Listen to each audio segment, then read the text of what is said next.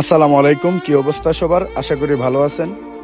আমাদের পাঠাও courier office গারমোরা অফিসের সামনে আমরা যেখানে বাইক পার্কিং করি, ওইখানে বাইক পার্কিং করা যাওয়ার সময় দেখি এই মহিলাটা অচেতন অবস্থায় পড়ে আছে।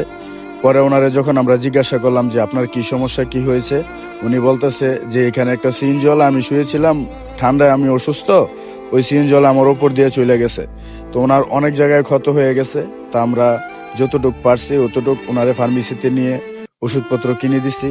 এখন এমন যদি কোনো সহৃদয়বান ব্যক্তি থাকেন যে এই অসহায় মানুষটাকে কিছুটা আর্থিক সহযোগিতা করতে পারেন মন থেকে, আর যদি তাও কেউ না পারেন, না করতে ইচ্ছুক হন, তাহলে অবশ্যই ভিডিওটি বেশি বেশি করে শেয়ার করে দিবেন।